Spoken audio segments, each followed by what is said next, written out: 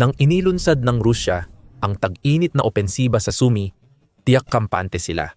Katatapos lang nilang itaboy ang Ukraine mula Kursk at pakiramdam nila ay sapat na ang lakas nila para gumawa ng buffer zone laban sa isa pang kontra-opensiba ng Ukraine. Nagkamali ang Rusya.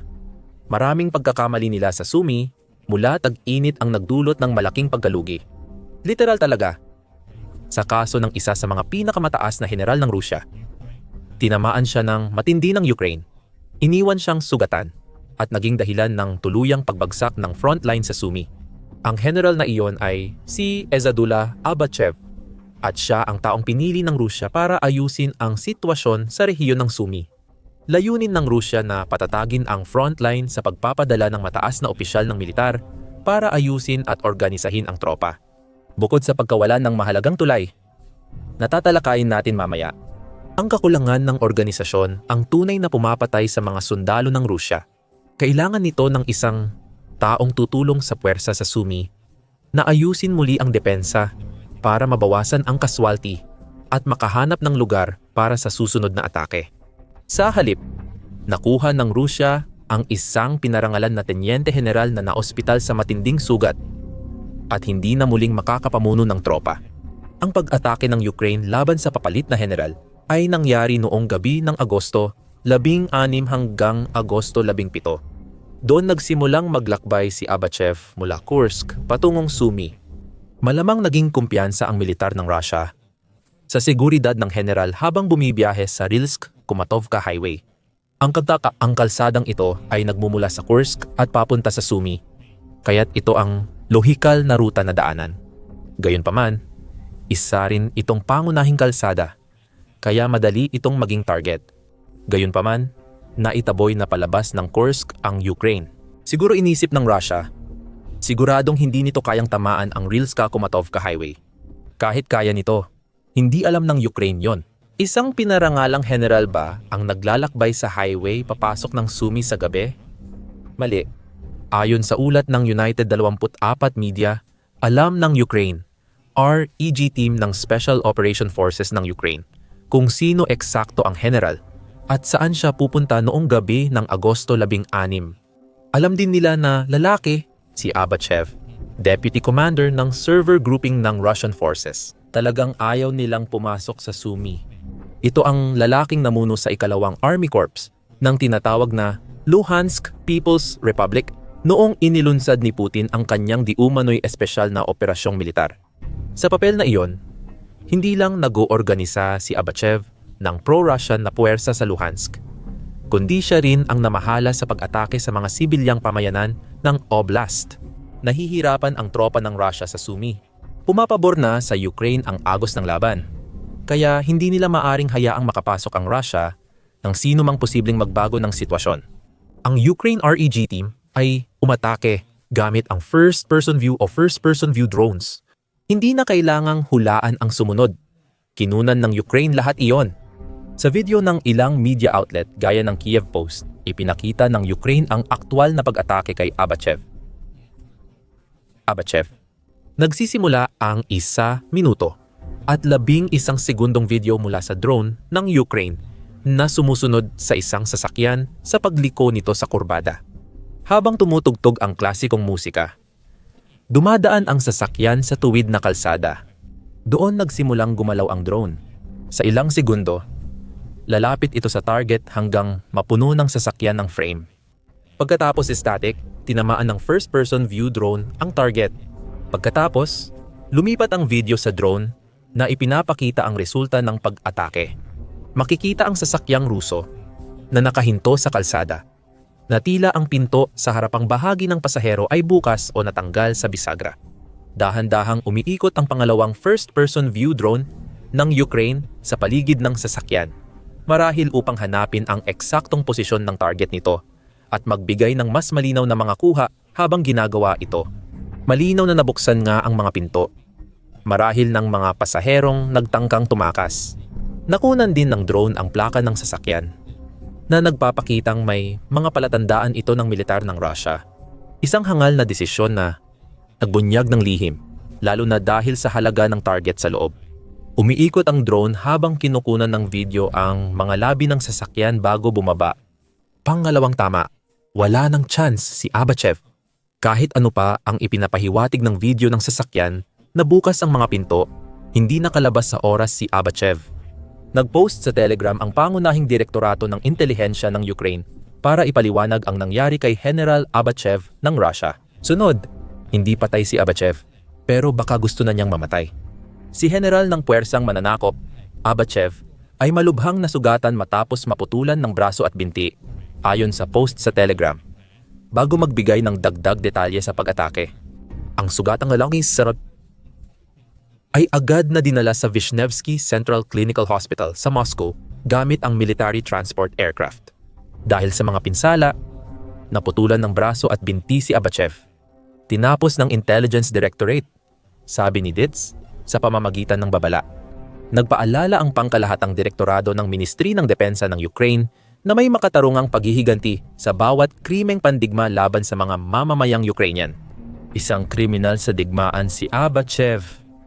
Ayon sa pananaw ng Ukraine, nagbibigay ang United 24 ng maikling buod ng karera ng general. Binabanggit na ipinanganak siya sa Dagestan at nagtapos noong 1989 mula sa Kharkiv Guards Higher Tank Command School. Tulad ng maaaring makita mula sa pagbanggit ng Kharkiv, na isang oblast ng Ukraine ngayon. Si Abachev ay galing sa pahuling yugto ng Soviet Union at tila wala siyang pagmamahal sa bansang tumulong sa pagsimula ng kanyang karerang militar.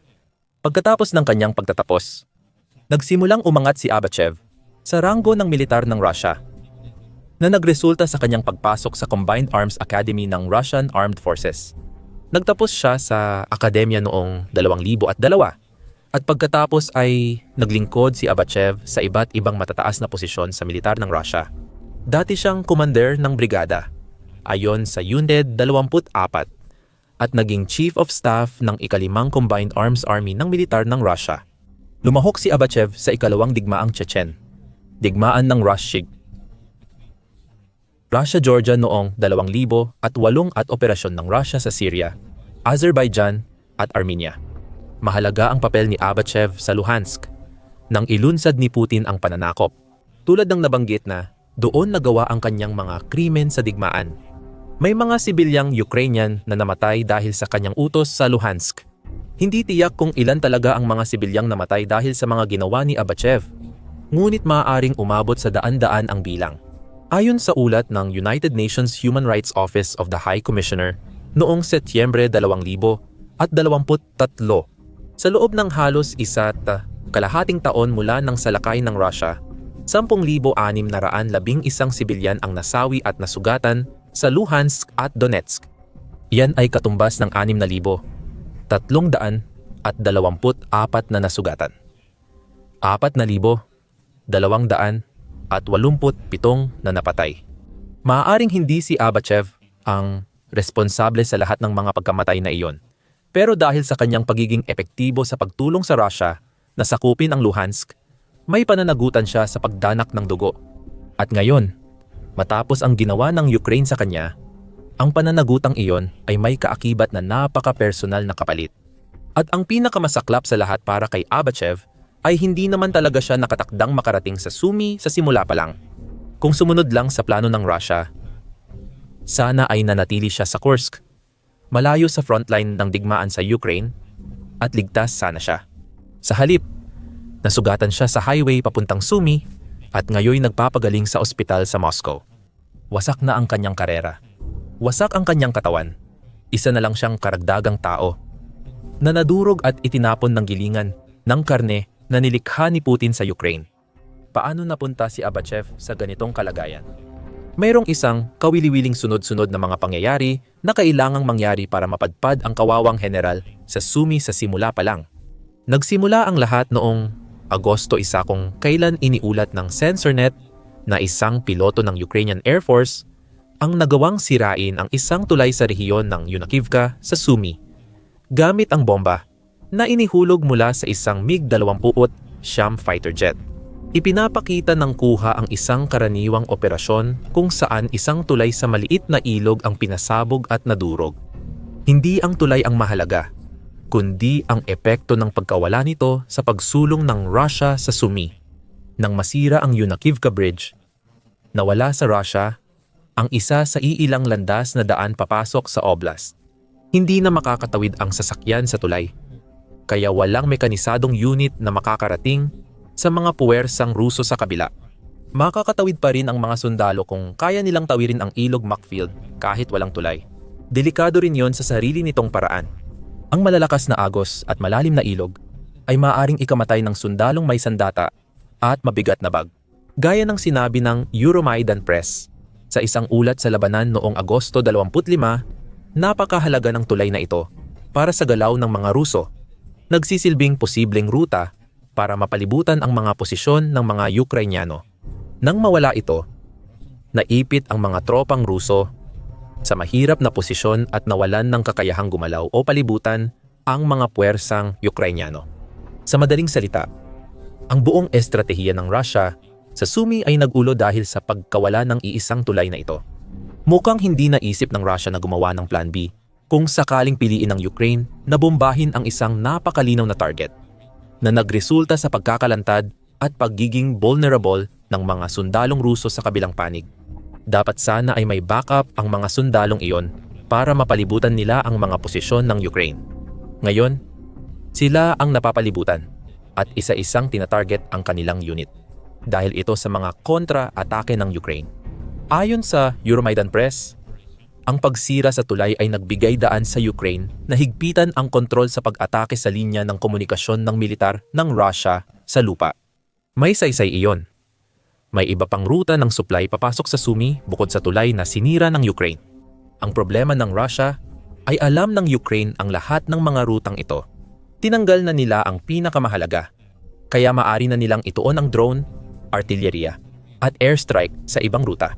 Ngayong hindi na makapasok ang Russia ng mekanisadong kagamitan sa Sumy, halos walang proteksyon ang mga sundalong Ruso na dumadaan sa alternatibong ruta.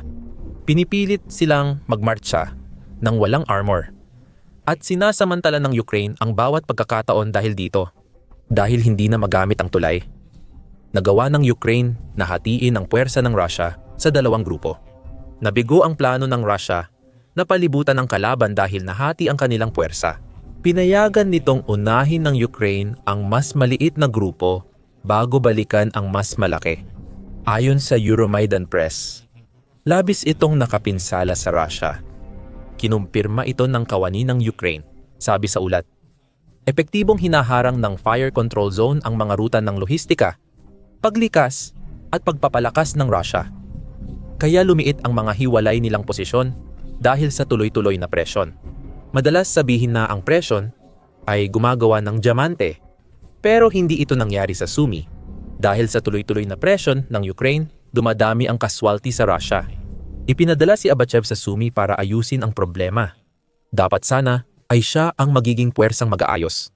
Isang general na may napatunayang karanasan sa labanan at may hilig sa pagpapahirap sa mga sibilyang Ukrainian.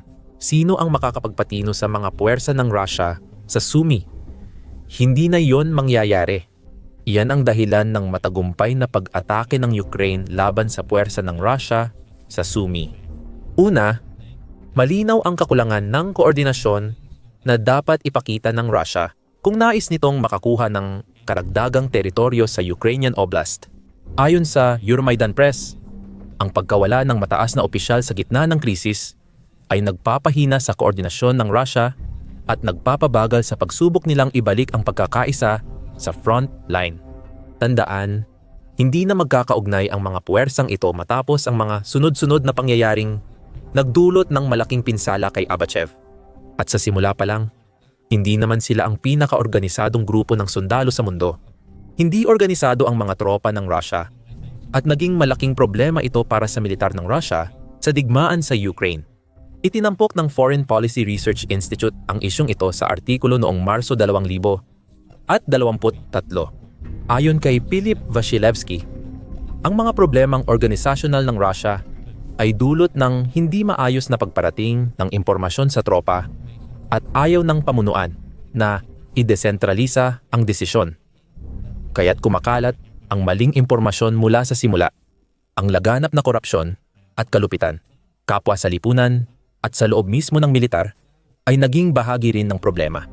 Ngunit ang pangunahing punto ay ang militar ng Russia ay palaging mas magulo, lalo na pagdating sa koordinasyon, kaysa sa nais nilang ipaniwala sa mundo.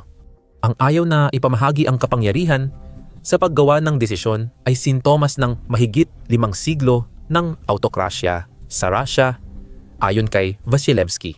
Ito ang dahilan kung bakit kulang ang Russia sa isang epektibong non-commissioned officer, non-commissioned officer corps, at may top-down na sistema ng utos at kontrol na nagpapabagal sa pagbibigay ng napapanahong direksyon sa mga puwersa sa unahan. Ang paraan ng pakikidigma ng Russia, ayon sa kanya, ay hindi angkop sa makabagong digmaan. Malaki ang papel ng pagsunod ni Putin sa lumang pamamaraan at estruktura sa pagtaas ng nasawi sa Russia, na umabot sa 1,077,800 at 30 noong Agosto 26. Ang Center for Strategic and International Studies o Center for Strategic and International Studies ay nagbigay ng katulad na punto mahigit 2 taon ang lumipas. Binanggit din na lalong humina ang kakayahan ng Russia sa labanan dahil sa matinding pagkalugi sa nakalipas na 3.5 taon.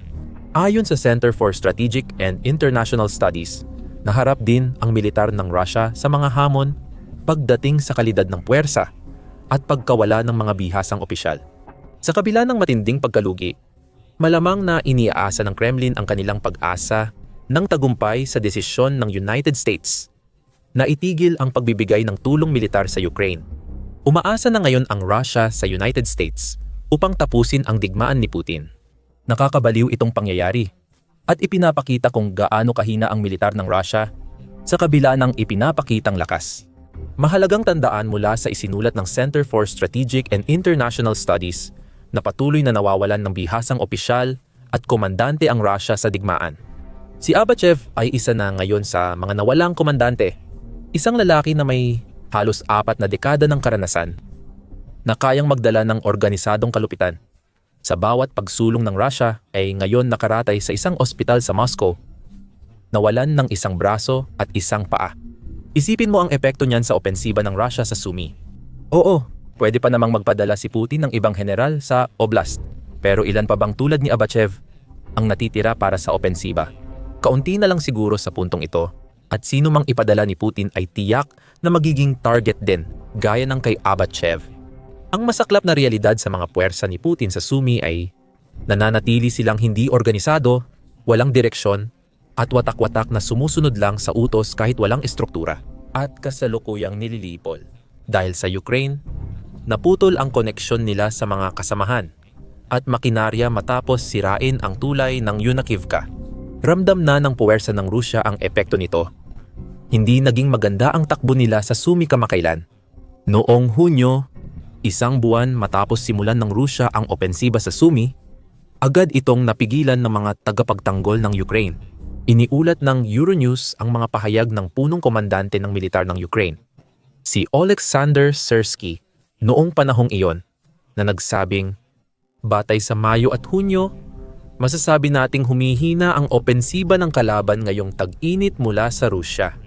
Naglaan si Putin ng 50,000 sundalo para sa opensibang iyon. Ang mabilis na pagpigil sa loob ng halos 1 buwan ay masamang resulta para sa kampanyang layong gawing buffer zone ng Rusya ang pagitan ng Ukraine at Kursk sa Sumy. Simula noon, patuloy na inaatake ng Ukraine ang mga puwersa ng Rusya sa Sumy. Noong Agosto 10 iniulat ng Moscow Times na napalaya ng Ukraine ang mga puwersa ng Rusya mula sa nayon ng Bezalivka sa Sumy. Sa paglaya na iyon, 18 sundalong Ruso ang napatay ng Ukraine. Ang ganitong kontra-opensiba ang nagbigay kahulugan sa Sumy Summer Offensive mula nang mapatigil ito ng Ukraine noong Hunyo. 6 na araw matapos mabawi ang Bezalivka, isinulat ng Reuters na inangkin ng militar ng Ukraine na napaatras nila ang sumasalakay na puwersa ng Rusya ng 12 milya, kung saan ang labanan ay naganap sa mga nayon na nasa pagitan ng 31 at 43 milya ang layo mula sa hangganan ng Rusya. Ang kakaunting milyang iyon ay mas mababa kaysa sa inaasahan ng Rusya noong simula ng tag-init. Ngayon, dahil napinsala si Abachev, halos wala ng pag-asa nagaganda pa ang sitwasyon sa Sumy para sa Rusya. Magkakahiwalay at magulo ang kanilang tropa. At nawalan na sila ng pagkakataong muling magtipon sa ilalim ng mapanganib na general. Sa katunayan, lalo pang lalala ang sitwasyon. Ayon sa paliwanag ng Euromaidan Press, habang nababawasan ang kontrol ng mga Ruso sa hilagang kanluran, magsisimula na ang pag-atake ng mga puwersang Ukrainian sa mas maraming tropang Ruso sa hilagang silangan ng Sumy. Sa pag-atake mula sa iba't ibang panig, sinasabi nitong hindi na nagtatanggol ang Ukraine sa Sumy, kundi matindi na itong umaatake. At wala nang magagawa ang Russia tungkol dito. Dahil sa pag-atake sa tulay ng Yunakivka, naputol ang kanilang supply. At ito rin ang insidente na sa huli ay nagresulta sa pagtumba ni Abachev ng Ukraine. Sa sitwasyong ito, ang puwersa ng Russia sa Sumy na pinipressure ng Ukraine ay manghihina. Noong Agosto 5, matinding pagkalugi ang dinanas ng Russia matapos mapatay ng Ukraine ang 334 na sundalo at masugatan ang 550 sa pagpigil ng pag-atake sa Sumy Oblast. Kung walang pamumuno at mga mekanisadong unit na kapwa inalisan ng mga Ruso nitong nakaraang linggo, malamang na mas tataas pa ang bilang ng mga nasawi. Kailangang harapin ng Russia ang isang simpleng katotohanan. Nagbago na ang agos sa Sumy. Nabigo ang huling desperadong pagtatangka ng Russia. Napigilan iyon sa pagpapadala kay General Abachev sa Sumy. Natalo ang matapang na opensiba ng tag-init sa Sumy. Ngayon, ang Russia ay naka-damage control mode habang sumusulong ang Ukraine. Hindi nakakatulong sa Russia ang sunod-sunod at malalakas na pag-atake ng Ukraine sa kanilang teritoryo. Langis, gas, at bawat target militar ng Ukraine ay nauwi sa usok. Malaki ang tulong ng mga bagong pag-atake sa pagsira sa pondo ng digmaan ng Russia. Tuklasin kung paano pinahihina ng mga pag-ataking ito ang Russia sa aming video.